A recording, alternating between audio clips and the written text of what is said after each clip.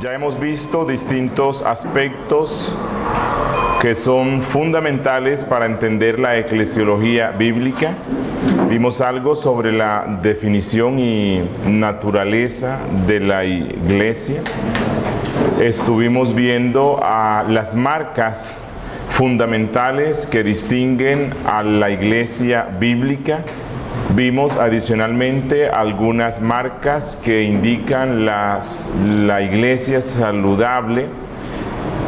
Y hemos estado viendo dentro de esas marcas que la iglesia tiene un gobierno bíblico. Y nos hemos enfocado vimos una revisión general de las diferentes clases o estilos o estructuras de gobierno que se practican hoy en el mundo cristiano. Y en la última parte nos concentramos en ver algunos principios generales que la Biblia da.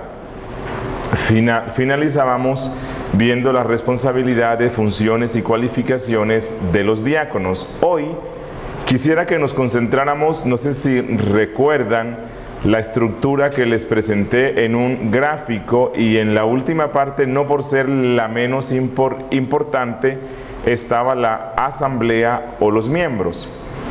Tan importante es que sin miembros no hay iglesia, sin miembros no se necesita pastor, sin ovejas no hay pastor, sin miembros los diáconos no se necesitan.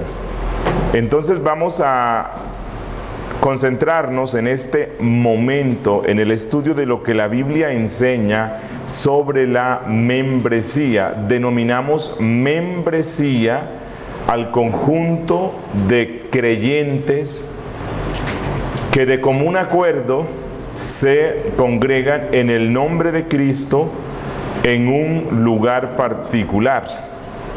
Entonces tenemos la membresía de la iglesia local de Antioquía, de la iglesia local de Éfeso, es decir, una asamblea de personas que, unidos por la fe en Cristo, se ponen de común acuerdo para obedecer los principios de Cristo que han sido establecidos o que han sido transmitidos por los apóstoles y los profetas, guiados por los ancianos, ayudados por los diáconos, los cuales conforman una asamblea local. Una iglesia local entonces está compuesta por sus miembros. ¿Qué es esto de la membresía? Bueno, quiero que revisemos un poco algunas declaraciones de la Confesión de Londres, que aquí sigue en casi todo a la Confesión de Westminster. Dice la Confesión de Londres en su capítulo 26, artículo 2: todas las personas en todo el mundo que profesan la fe del Evangelio y obediencia a Dios por Cristo, conforme al mismo, que no destruyan su propia profesión mediante errores fundamentales o conductas impías, son y pueden ser llamados santos visibles, y de tales personas todas las congregaciones locales deben estar compuestas. Eso es en lo que nos vamos a concentrar en esta sesión. ¿En qué consiste esto de la membresía? ¿Cuáles son los requisitos para ser miembro? ¿Qué responsabilidades tienen ellos? ¿Cuáles son los privilegios que ellos tienen? Pero antes de entrar en este estudio, vamos a invocar el nombre de Cristo, que el Espíritu Santo sea quien nos esté enseñando hoy. Padre nuestro, Padre Santo, gracias porque nos das un día más. Nos permites continuar avanzando en este estudio de la eclesiología, con la esperanza de que nuestros corazones sean avivados y conducidos a la fidelidad a Cristo, siendo fieles a la iglesia donde tú nos has puesto. Te damos gracias por este privilegio tan grande que tú nos has dado, de ser miembros de este organismo vivo, de esta institución tan grande, majestuosa y celestial. Señor, Deseamos honrarte a ti, honrando a tu iglesia, conociéndola, trabajando para que ella sea lo que tú deseas. Gracias porque nos has dado dones espirituales para el servicio de tu pueblo. Bendícenos, Señor. Espíritu de Dios, te rogamos que nos asistas en esta tarde. Queremos centrarnos en la palabra que tú inspiraste, conociendo la voluntad de la cabeza que es Cristo, a través de la revelación que tú le diste a los apóstoles y profetas. Queremos honrarte en todo. Bendícenos, Espíritu de Dios, suple nuestra debilidad. Ayúdame para ser claro y fiel en lo que exponga, y bendice a los que escuchan, aplicando esto a sus corazones. Te lo rogamos en el nombre de Cristo Jesús. Amén. Bueno, como dice la confesión de fe, todas las personas que profesan la fe en Cristo, y que esto es evidenciado porque están andando conforme al Evangelio, los cuales perseverarán en la fe hasta el fin, estos deben ser los miembros de una iglesia local. Es decir, la Biblia nos dice que la membresía de la iglesia visible debe ser una membresía de personas regeneradas. Es una membresía de personas convertidas. Y las iglesias locales pueden y deben estar compuestas por estas personas. Obviamente, dentro de la membresía de las iglesias locales hay personas que no son regeneradas, no por descuido de los pastores, no por una recepción apresurada de miembros, mas sí por nuestra incapacidad para poder determinar de una forma firme y concreta el estado de conversión de algunos. No obstante, como luego vamos a ver, es responsabilidad de los pastores y de la iglesia misma el hacer un examen honesto y lo más profundo que se pueda, con el fin de verificar el estado de conversión en el cual está una persona que pide ser miembro. Este tema de la membresía es un tema un poco descuidado hoy. En un tiempo, la mayoría, por no decir todas, las iglesias evangélicas daban una gran importancia a este tema, porque, bueno, no deseamos ser una congregación de incrédulos que se creen cristianos. No deseamos que nuestras asambleas vayan a ser perjudicadas por la presencia de personas que, llamándose cristianas, no están de acuerdo con los principios doctrinales fundamentales, y entonces las iglesias sufran a causa de esta diversidad. Y esa es una de las razones por las cuales buena parte de las iglesias evangélicas hasta hace cierto tiempo tomaba muy en serio esto de la membresía. No recibían a cualquiera simplemente porque dice: yo quiero ser miembro aquí, y entonces venga y lo recibimos, sino que esto era un proceso en el cual se verificaban varias cosas.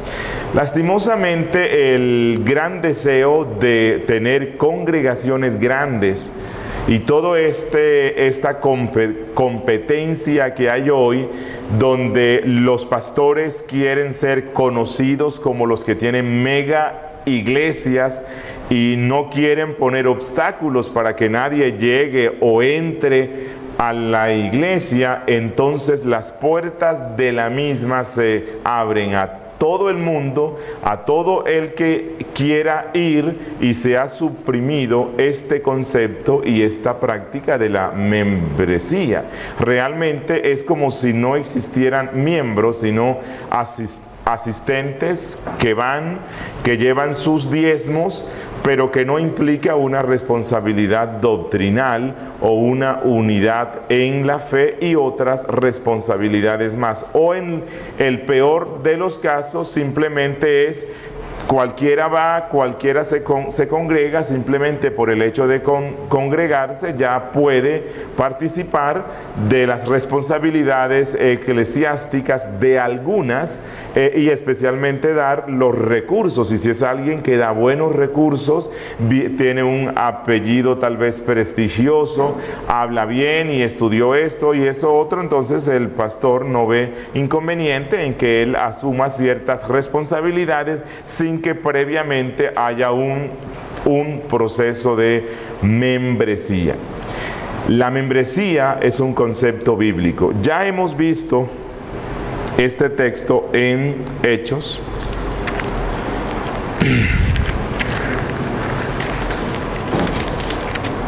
En Hechos capítulo 2.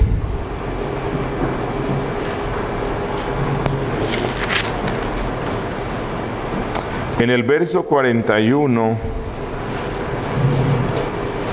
dice: así que los que recibieron su palabra fueron bautizados y se añadieron ¿a qué? Se añadieron aquel día como 3,000 personas. ¿A dónde? A la iglesia local de Jerusalén. La iglesia de Jerusalén llevaba una cuenta de sus miembros. Ellos podían dar un número de sus miembros. No simplemente es, asisten los que quieran asistir. No, ellos llevaban una lista y un control de todos los miembros. ¿Por qué razón? Bueno, y en el verso 47 dice: alabando a Dios y teniendo favor con todo el pueblo, y el Señor añadía cada día a la iglesia los que habían de ser salvos. Ellos tenían un listado y ellos podían decir, bueno, ya somos 3,000 más. La membresía eclesiástica implica que la iglesia, que los oficiales y todos los miembros allí conocen quiénes son sus miembros. ¿Cuántos miembros hay?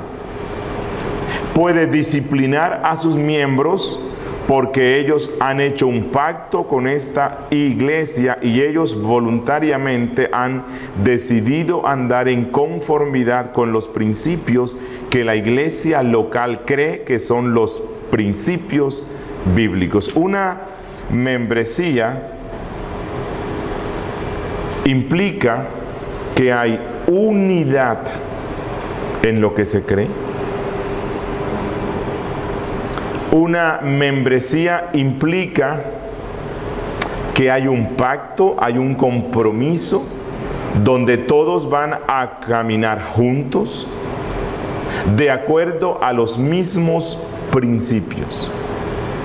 Una membresía implica que todos van a luchar para el avance del reino sosteniendo a la iglesia local. Una membresía implica que dentro de ellos mismos el Señor levantará a unos como ancianos, a otros como diáconos, a unos como predicadores y el resto de los dones que el Espíritu Santo dé, que la iglesia los va a reconocer, que la membresía se somete voluntariamente a la autoridad espiritual de los ancianos y que la membresía misma se responsabiliza a sostener el avance del reino en esta congregación. El artículo 28 de la Confesión de Londres, hablando sobre la membresía, dice esto: creemos toda vez que en esta santa congregación,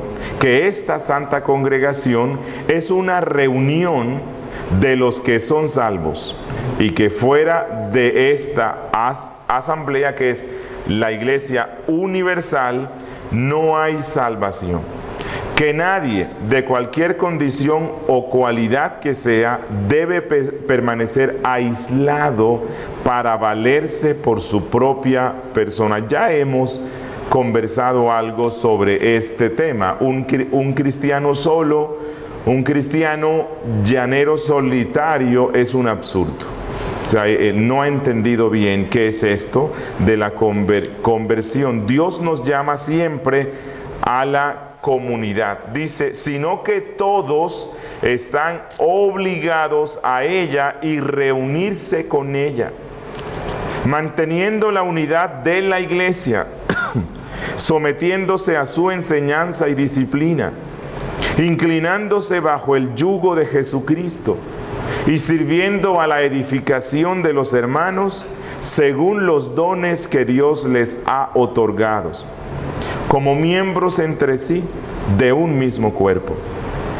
Para que esto se pudiera observar mejor, es deber de todos los creyentes, según la palabra de Dios, separarse de aquellos que no son de la iglesia y unirse a esta congregación en cualquier lugar donde Dios la haya establecido, aun en el caso que los magistrados y los edictos de los príncipes estuviesen en contra de ello y que la muerte o algún otro tipo corporal pendiese de eso mismo. Por lo tanto, todos aquellos que se separan de la iglesia o que no se unen a la misma, obran contra lo establecido por Dios. Recordemos algo que ya hemos dicho. Algunos dicen, lo importante es estar unidos a la iglesia invisible y universal de Cristo. Pero, ¿cómo sabe alguien que está unido a la iglesia universal e invisible de Cristo si mediante la fe y sometiéndose a lo que Cristo mismo dijo, el que creyere sea bautizado, es decir, uniéndose por medio de la fe en Cristo y de este testimonio externo que se llama el bautismo a una iglesia visible, local? ¿Cómo la persona podrá tener la seguridad de, si no ha hecho eso, de que realmente forma parte de la iglesia universal de Cristo? Entonces, que nuestras mentes no nos engañen. Creo que pasó algo acá. Que nuestras mentes, que nuestros criterios carnales humanos y que ciertas filosofías antieclesiásticas no nos engañen. La Iglesia Universal de Cristo e invisible está compuesta y se expresa únicamente por medio de iglesias locales visibles. Y todos los que forman parte de la Iglesia Universal e invisible de Cristo necesariamente deben estar y deben ser vistos en las iglesias locales visibles. Actuar en contra de este principio es ir en contra de lo que la Biblia dice. Cuando Cristo dice, vayan por todas las naciones haciendo discípulos, bautizándolos en el nombre del Dios Trino y enseñándoles que guarden todas estas cosas, es decir, toda la doctrina, ¿a quién Jesús le está dando esa misión? A la iglesia. ¿A cuál iglesia? A las iglesias que se pueden ver, no a la que no se puede ver. A las iglesias que se pueden ver, es decir, a las iglesias locales.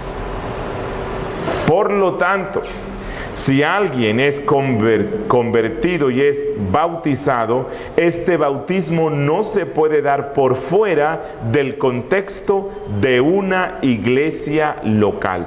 Y este bautismo implica que luego esa persona va a ser recibido como miembro. El bautismo, como luego vamos a ver, me identifica con que yo he sido bautizado por el Espíritu Santo a la iglesia universal e invisible de Cristo, pero a la misma vez me identifica como un miembro más de esa iglesia local en la cual estoy siendo bautizado. Vamos a ver un poco a la luz de lo que la Biblia dice, cuáles son los requisitos para la membresía. Requisitos para ser miembros en una iglesia local. Bueno, en la Biblia se nos mencionan tres, o encontramos principios para estos tres requisitos para que alguien pueda ser recibido como miembro. Primero, hay un requisito espiritual. Segundo, hay un requisito ceremonial. Y tercero, hay un requisito organizacional que es obvio y lógico. ¿Cuál es el requisito espiritual para recibir a una persona a la membresía de una iglesia? Ya hemos dicho que la membresía de la iglesia bíblica es una membresía ¿qué? Regenerada. No se les vaya a olvidar esto. La membresía de una iglesia bíblica es una membresía regenerada. Por lo tanto, ¿cuál debe ser el requisito principal para recibir a una persona como miembro de la iglesia? Que haya sido regenerado. ¿Y cómo sabe uno esto?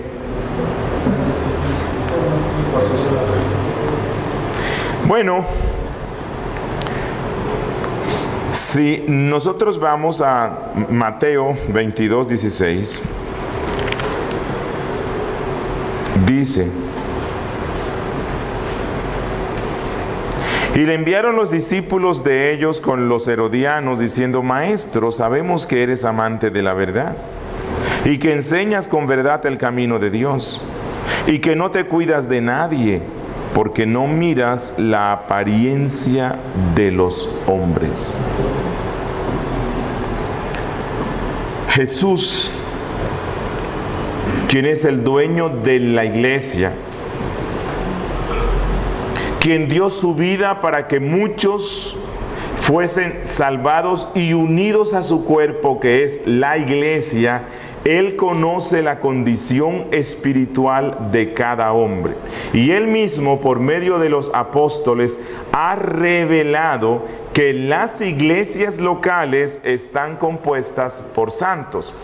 Si ustedes leen cada una de las cartas, cada una de las salutaciones de las cartas que el apóstol Pablo escribe, él casi siempre usa una descripción, un término descriptivo de quiénes son los receptores de la carta, los miembros de las iglesias a las cuales él escribe. Vamos a ir, por favor, a Corintios capítulo 1, versículo 1. Miren lo que dice Pablo. Bueno, si vamos a Romanos 1:7,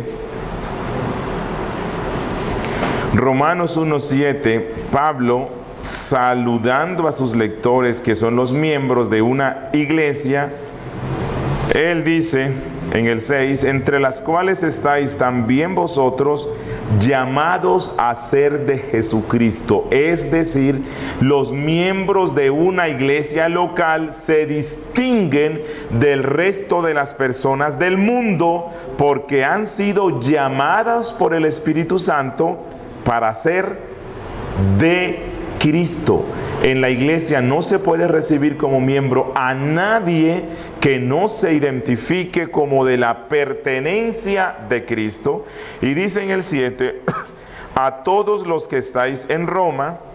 Bueno, no vamos a entender esto en un sentido universalista, ¿no? Como que Pablo está saludando al César, a su corte. No. Cuando dice a todos los que estáis en Roma, es a todos los miembros de la iglesia que está en Roma, amados de Dios. ¿Quiénes son los amados de Dios? ¿Todo el mundo? No, ¿verdad? Porque la Biblia dice que el que no ha creído en Cristo, la ira de Dios está sobre él y ya ha sido condenado. ¿Quiénes son estos amados? Los miembros de la iglesia. En la iglesia únicamente se deben recibir como miembros los que son amados de Dios, es decir, los que han sido reconciliados con Dios. ¿Por medio de qué? ¿Qué es lo que nos reconcilia con Dios? La única cosa. Por medio de la muerte de Jesucristo. Llamados a ser santos. Nadie debe estar como miembro en la iglesia de Cristo si no tiene la convicción de que ha sido llamado por Dios para ser santo. ¿Y qué significa santo? Apartado. ¿Apartado de qué? Del mundo. Entonces, la membresía de una iglesia local está compuesto por aquellos que le pertenecen a Cristo, que son amados de Dios y que tienen la convicción de que han sido llamados para ser santos. Si dentro de la iglesia se recibe a una persona como miembro, que piensa que Dios le ama mucho y que es salvo, pero no es consciente de la vocación que tiene de ser santo, este va a ser un problema para la iglesia local. Vamos a ir a 1 Corintios, capítulo 1, versículo 2. Esta es otra salutación de Pablo. Pablo dice que le escribe a la eclesía o a la asamblea de Dios que está en Corinto, es decir, a este grupo de personas que de común acuerdo se unieron para todos juntos seguir a Cristo. Eso es lo que es una iglesia local. No se les olvide, un grupo de personas creyentes que de común acuerdo se reúnen para seguir los principios de Cristo. Dice, a los santificados en Cristo Jesús. ¿Podrá alguien ser santificado por Cristo y no ser convertido? No. Así que Pablo dice que la iglesia local de Corinto principalmente estaba compuesto por los que han sido santificados por Cristo. Debieran serlo todos, pero a causa de que es muy fácil imitar algunos dones e incluso algunos frutos del Espíritu, pero no se imitarán para siempre. Algún día saldrá a la luz que eran imitaciones, y a causa de la imperfección de los pastores, en muchas ocasiones se nos introducen algunos Judas y algunos Demas. Llamados a ser santos con todos los que en cualquier lugar invocan el nombre de nuestro Señor Jesucristo, Señor de ellos. Una iglesia está compuesta por personas que han sido llamados por Cristo, santificados por Cristo y reconocen el señorío de Cristo. Segunda a Corintios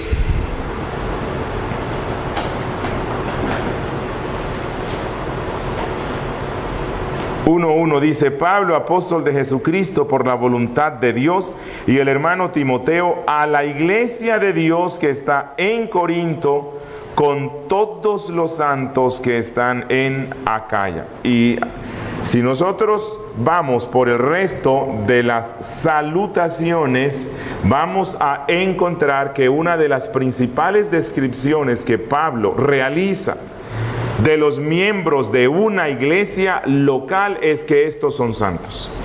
Un inconverso no debe tener parte en la asamblea de los santos. Un incrédulo, un impío no debe ser contado entre el número de los que forman parte de la iglesia de Cristo. Entonces, el primer requisito para recibir a una persona como miembro es que sea verdaderamente convertido, que sea Hijo de Dios, que haya sido recibido ya en el seno de la iglesia invisible de Cristo. Que haya sido ya bautizado por el Espíritu Santo al cuerpo de Cristo. Que el Espíritu Santo more en él. ¿Y cómo sabe uno eso? ¿Será que alguien se inventó un microscopio espiritual y el pastor pone a cada uno unos rayos X celestiales y uno puede ver si el Espíritu Santo está allí o si hay conversión? ¿Cómo sabe uno si una persona que está solicitando la membresía es convertido o no? Primeramente, por la confesión que hace con su boca. Es decir, el tal debe ser capaz de hacer una profesión de fe honesta y sincera en Cristo. Es alguien que de una forma honesta y con clara comprensión ha expresado depositar su fe y su confianza en Cristo como el único medio de salvación. No es que lo vamos a poner a repetir una oración, pero hay que preguntarle: ¿qué es lo que tú crees sobre ti mismo? ¿Qué es lo que crees sobre tu situación espiritual? ¿Qué es lo que crees sobre Cristo? ¿Has venido a Cristo? Y esta profesión de fe, verbal o escrita, porque puede que alguien no tenga la capacidad de hablar, ¿no? Pero hay que preguntarle, hay que tener la certeza de que él sí tiene esta convicción en Cristo como su Salvador. Debe estar dispuesto a seguir a Cristo, las directrices de Cristo. 2. Otro requisito para recibir a una persona como miembro es el bautismo, el cual es el requisito ceremonial. Ya hemos visto: 1 es espiritual, verdadera conversión. 2, un requisito ceremonial, es decir, el bautismo. El bautismo marca el inicio o la introducción de una persona a la iglesia local. Ya hemos visto en Hechos 2 que las personas que depositaban su fe en Cristo lo hacían con una prueba externa, bautizándose. Hechos 10:47 dice: entonces respondió Pedro: ¿puede acaso alguno impedir el agua para que no sean bautizados estos que han recibido el Espíritu Santo también como nosotros? Y mandó bautizarles. Entonces ven, el requisito primario es el espiritual, la conversión.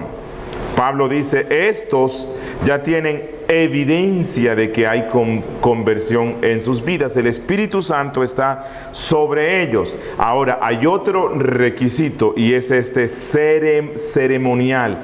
Hay que pasar por un rito en el cual el cristiano le dice al resto y al mundo entero: yo he muerto al mundo, he muerto al pecado, he muerto a mí mismo y he sido resucitado para vivir para Cristo. El bautismo es un sacramento, porque no es simplemente que te metan en el agua, no.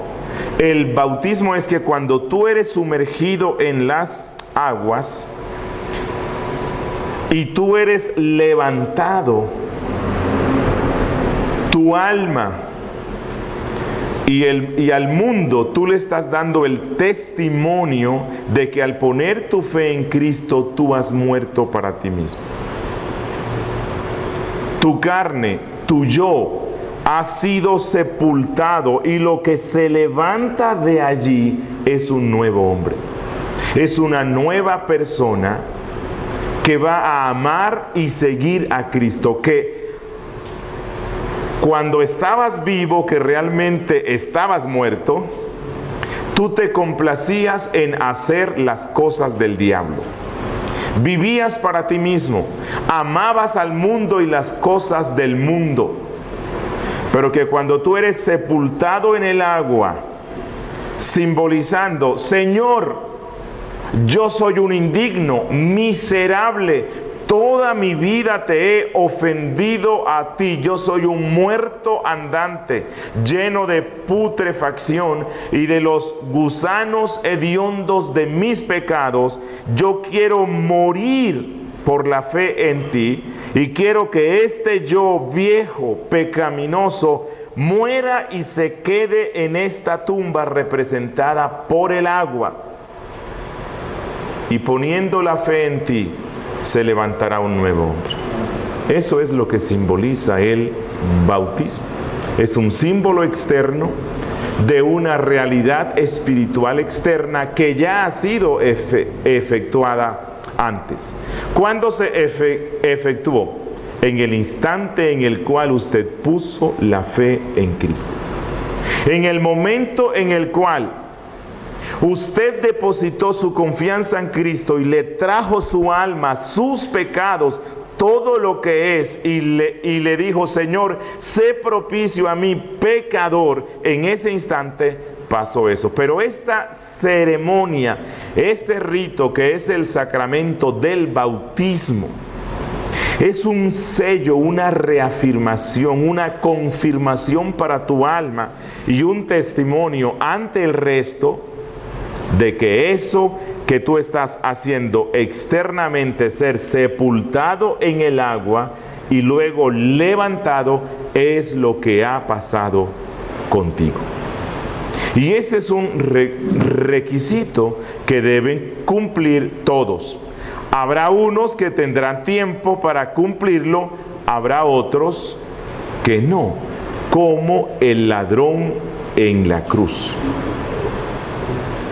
Habrá algunos que serán injertados al cuerpo de Cristo, a la iglesia en su aspecto invisible y universal, e inmediatamente parten de este mundo y no tendrán tiempo de este requisito. Y en esto quiero explicar, el bautismo no es un requisito para la salvación. El único requisito para la salvación es ¿cuál? Arrepentimiento y fe. ¿En quién? En Cristo. Pero el bautismo es un requisito que se le pide a todo aquel que se identifique como creyente para que sea unido visiblemente a la iglesia local visible, que es una representación de la iglesia en su aspecto universal e invisible.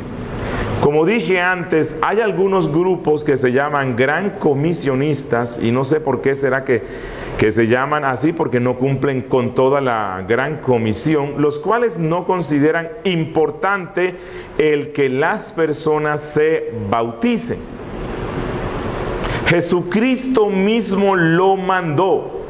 Y los apóstoles interpretaron el mandato de Cristo no como que, bueno, los que quieran pueden bautizarse, o los que puedan ir al Jordán pueden... No, ellos interpretaron las palabras de Cristo como que esto era una orden que indefectiblemente debe ser cumplida.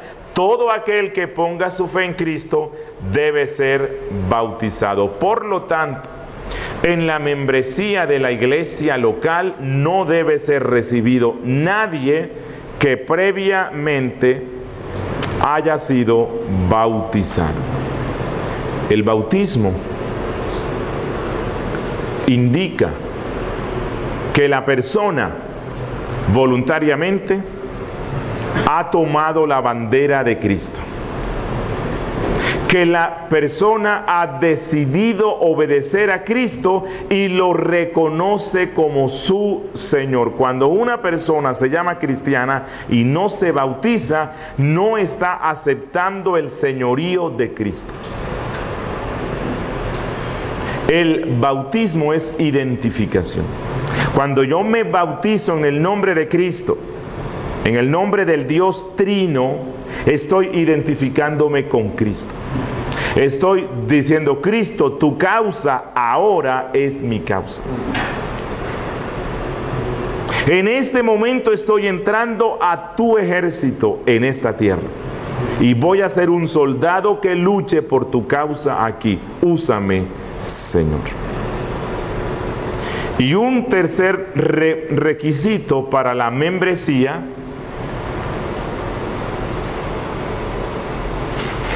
el cual es un requisito organizacional y que es lógico y se desprende de todos esos textos en los cuales la Biblia dice que la iglesia está unida porque tiene una misma fe.